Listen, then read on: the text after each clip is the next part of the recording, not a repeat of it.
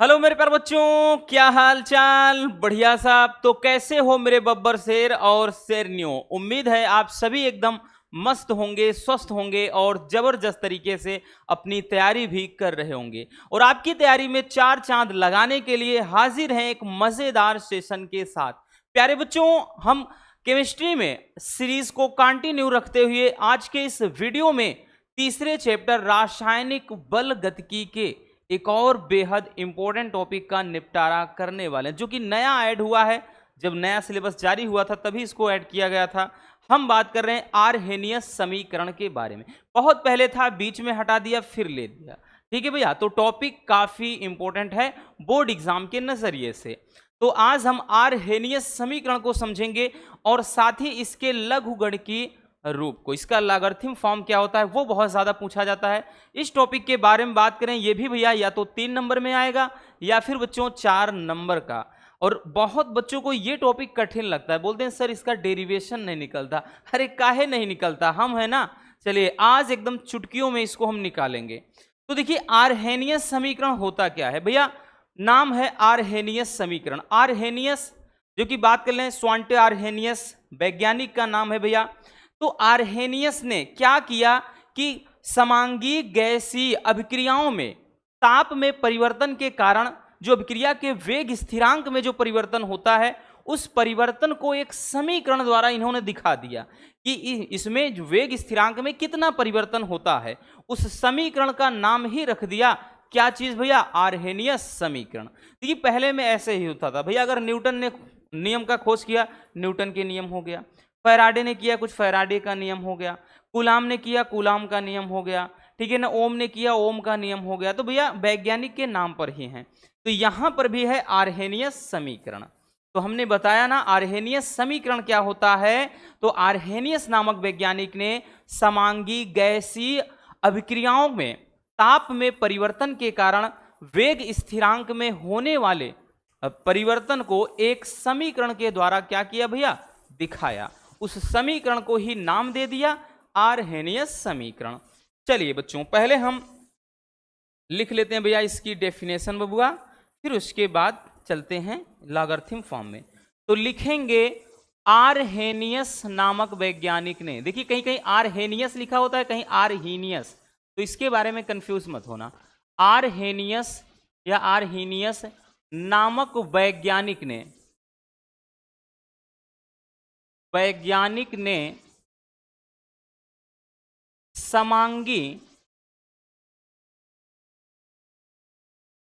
समांगी गैसीय अभिक्रियाओं में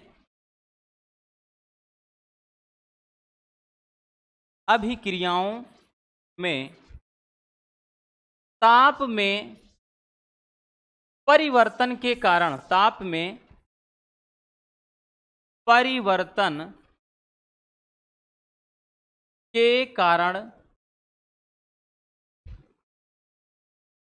वेग स्थिरांक,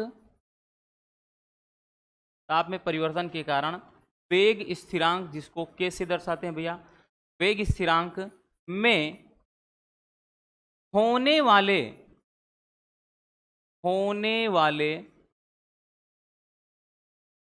परिवर्तन को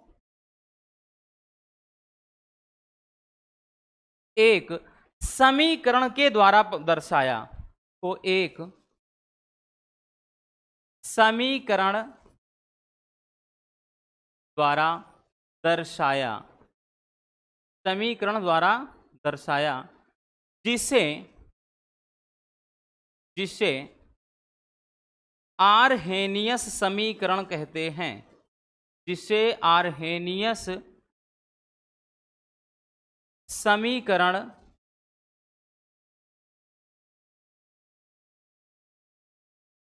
कहते हैं। ठीक है, जिसे क्या बोलते हैं बबुआ, आर्हेनियस समीकरण कहते हैं। तो ये रहा आर्हेनियस समीकरण। अब आर्हेनियस समीकरण के कारण भैया जो वेग स्थिरांक के में परिवर्तन होता है वो होता है के बराबर ए इंटू ई के पावर माइनस का ई ए अपान आर टी। यही होता है आर्हेनियस समीकरण। क्या होता है भैया, यही हो जाता है आर्हेनियस समीकरण। देखिए सैम्बल भी जरूरी है बच्चों, इसका मतलब क्या होता है जान लेते हैं। के क्या है, ए क्या है भैया, उसके बाद ई ए क्या है, ठीक है, फिर उसके बाद इधर बच्चों आर भी है और टी भी है, ठीक। देखिए बच्चों अगर हम बात कर लें के क्या होता है, तो भैया वेग स्थिरांक है, के वेग स्थिरांक है।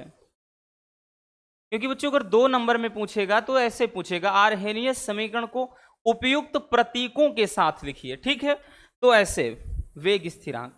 ए क्या है, इसको अपन बोलते हैं रसगुल्लों आवृत्ति गुणांक, आवृत्ति गुणांक।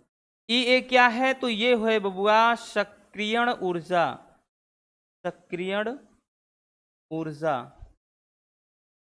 फिर आर क्या है, तो आर को गैस स्थिरांक बोलते हैं या गैस नियतांक, गैस नियतांक है बबुआ।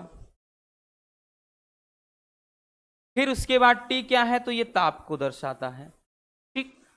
तो ये हो जाता है आर्हेनियस समीकरण। भैया यहां तक बात समझ में आ गई बबुआ, यहां तक मेरे प्यारे रसगुल्लों को दिक्कत नहीं होनी चाहिए, ठीक है। आर्हेनियस समीकरण हमने देख लिया, अब हम इसका लॉगरिथम फॉर्म देखेंगे, बोले तो लघुगणकीय रूप देखेंगे। तो चलिए देखते हैं, ठीक है, अभी स्क्रीनशॉट करने का मौका देंगे।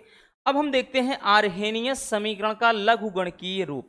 मेरे प्यारे रसगुल्लों अभी हमने क्या बताया कि भैया आर्हेनियस समीकरण होता क्या है, के बराबर ए इंटू ई के पावर माइनस का ई ए अपान आर टी। तो ये तो रहा भैया क्या आर्हेनियस समीकरण। अब दोनों पक्षों का लॉग लेने पर, तो यहां पर लिखेंगे भैया लॉग लेने पर, लॉगरिथम इसका लघुगणक करने पर या लॉग लेने पर, तो भैया अपन लॉग लेंगे तो ये हो जाएगा लॉग के बराबर यहां पर हो जाएगा भैया लॉग बेस ई इंटू ए है, और ये ई के पावर माइनस का ई ए अपान आर टी, ये हो जाएगा, ठीक है। अब एक चीज ध्यान देना, एक एक पॉइंट मेरे प्यारे रसगुल्लों समझते चलना। भैया एक फार्मूला होता है चूंकि, ध्यान से देखिएगा, से लिखते हैं चूंकि, देखिए ये लॉग, इसको m मानिए इसको n, तो एक फार्मूला होता है log m गुणे n, जब भी ऐसा हो तो फॉर्मूला हो जाता है log m plus log n, ठीक है। log m plus log n ये लघुगणक का सूत्र होता है, ठीक है। तो यहां से अपन क्या करेंगे, यही चीज अप्लाई कर देंगे भैया, तो ये हो जाएगा log बेस e, ये k हो जाएगा। फिर उसके बाद भैया यहां पे देखिए, यहां पे क्या कह रहा है, ये हो गया log बेस e, उसके बाद ये इसको m मानिए, ये वाला पूरा पार्ट n, तो log m यानी इतना plus log n, log n का मतलब ये पूरा e के पावर माइनस का ई ए अपान आर टी, ये इतना। अब यहां से अपने को एक बात और पता चल रही है, वो क्या है चलिए बताते हैं।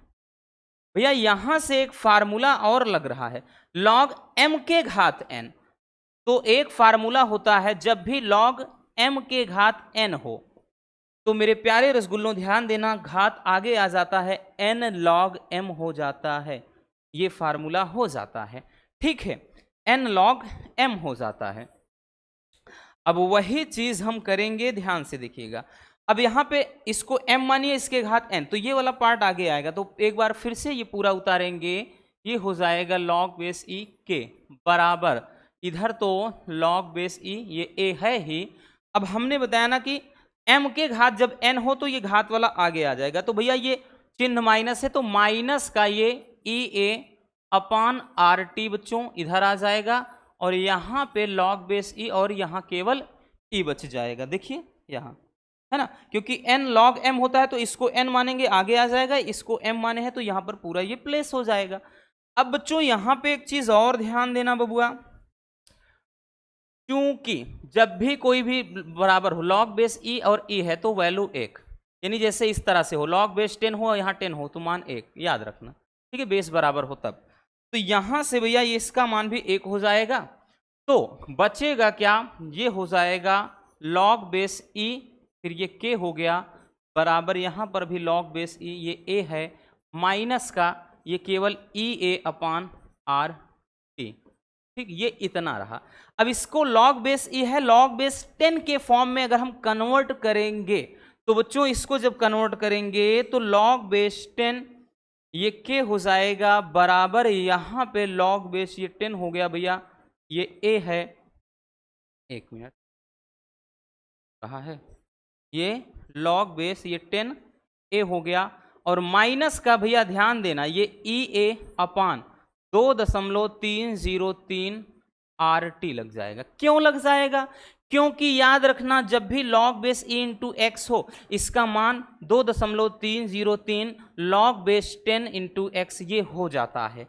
तो मेरे प्यारे रसगुल्लों ध्यान देना, जब भी लॉग बेस ई को लॉग बेस 10 में बदलना होता है तो भैया यहाँ इसका मान इतना होता है, ठीक है। तो इसलिए क्योंकि यहाँ पर रखेंगे तो 2.303 इधर भी आएगा, इधर वाले में आएगा, तो ये वाला कट जाएगा, इसीलिए ये नीचे वाला केवल रह जाएगा, ठीक है। तो यहाँ इतना, अब इसको थोड़ा सही से लिख लेते हैं। इसका सही रूप जो होता है क्या होता है, तो ये हो गया लॉग बेस 10 इंटू ये, और उसके बाद ये के हो गया भैया बराबर, इसको आगे लाएंगे, इसको हम आगे लाएंगे तो ये माइनस का ई ए अपान ये 2.303, उसके बाद केवल आर, ये इतने में पैक हो जाएगा 1/t, मतलब जो है वही साइड में रख दीजिए, और प्लस का ये क्या है लॉग बेस 10 इंटू ये ए है। मेरे प्यारे रसगुल्लों यही हो जाता है लघुगणकीय रूप, इसका लॉगरिथम फॉर्म। इसी को y बराबर mx प्लस सी के रूप में भी दर्शाना पड़ेगा। तो ये रहा क्या चीज, आर्हेनियस समीकरण का लघुगणकीय रूप। समझ में आ गया? कुछ नहीं करना बबुआ, कुछ भी नहीं भैया। हमने क्या किया, लॉग ले लिया, फिर इसके बाद जब लॉग लगा दिया, लॉग m इंटू एन का यहाँ फार्मूला अप्लाई हुआ, लॉग m प्लस एन इसके बराबर होता है। जब फिर तोड़ दिया तो लॉग m की पावर n का एक फार्मूला अप्लाई हुआ, तो हमने उस रूप में लिख लिया। फिर इसके बराबर 1 होता है, हटा दिया। फिर लॉग बेस ई को लॉग बेस 10 में कन्वर्ट कर दिया। फिर इसको थोड़ा सही से लिख लिया, इसलिए क्योंकि अभी इसको हम y बराबर mx प्लस सी के रूप में दर्शाएंगे, इसलिए हमने इसको ऐसे लिखा। बाकी ऐसे भी आप लिखते हैं, कोई दिक्कत नहीं, लेकिन यहाँ y बराबर m इंटू ये x का मान रखेंगे प्लस c, यानी इसको सरल रेखा के समीकरण के रूप में हम अभी दर्शाएंगे। तो यहाँ जैसे पूछता है इसको ग्राफ पर दर्शाइए, तो भैया सरल रेखा के समीकरण के रूप में, सरल रेखा का जो समीकरण होता है ढलान का, वो होता है भैया क्या चीज होता है, y बराबर mx प्लस सी के रूप में, है ना। तो अभी जो फार्मूला लिखा, क्या लिखा, लॉग बेस 10 ये के था बराबर, यहां पे था माइनस का ई ए अपान 2.303 आर था बच्चों, उसके बाद 1/t लिखा था, प्लस का यहाँ पे क्या था लॉग बेस 10 इंटू ये ए था। तो अगर हम कंपेयर कर दें, ध्यान से देखिए, तो y का मान कितना है भाई, y से तुलना करेंगे तो y बराबर लॉग बेस 10 के हो गया।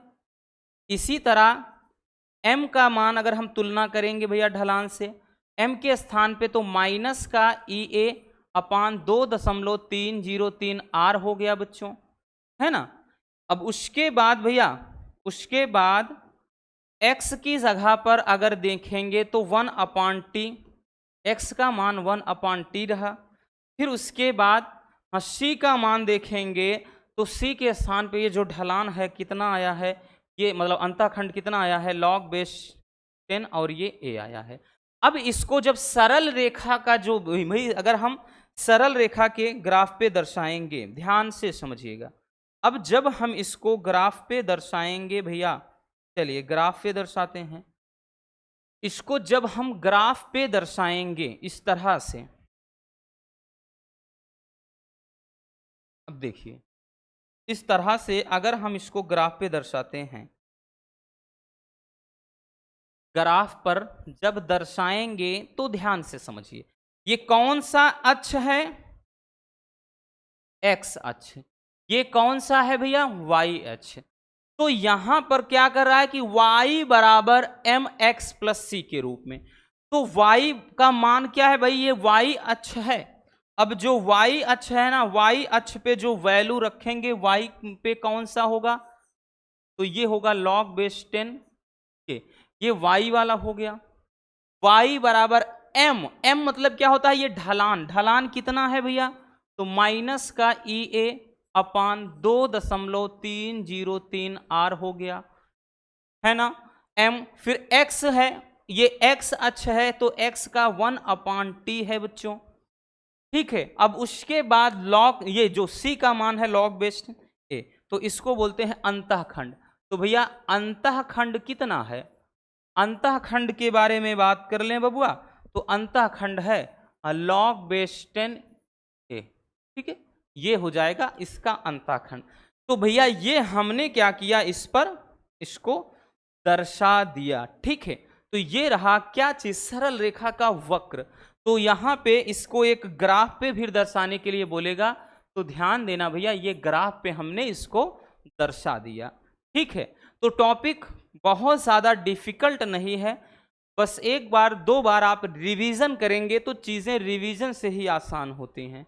चलिए मेरे प्यारे रसगुल्लों, स्क्रीनशॉट कर लीजिए, और अगर दिक्कत होती है भैया, वही चीज आपके सामने वीडियो है, बार बार रिपीट करके देखिए, अपने आप समझ में आ जाएगा, ठीक। चलिए इतना स्क्रीनशॉट कर लीजिए, पहले हुआ ना, इसको कर लीजिए भैया, हो गया। फिर उसके बाद इसका सरल रेखा के रूप में यानी वक्र के रूप में हो गया। तो बस आज के इस वीडियो में इतना ही। उम्मीद है मेरे प्यारे रसगुल्लों को ये टॉपिक अच्छे से समझ में आ गया होगा। नेक्स्ट वीडियो में हम इस चैप्टर के सारे इंपॉर्टेंट न्यूमेरिकल का वन शॉट सॉल्यूशन देखेंगे। उम्मीद है आपको ये वीडियो पसंद आई होगी। वीडियो पसंद आई हो तो प्यार से लाइक कर देना, नए हैं तो चैनल को सब्सक्राइब जरूर कर लीजिए। Love you, bye bye, take care. हाँ, एक प्यारा सा कमेंट बॉक्स में छोड़ दीजिएगा।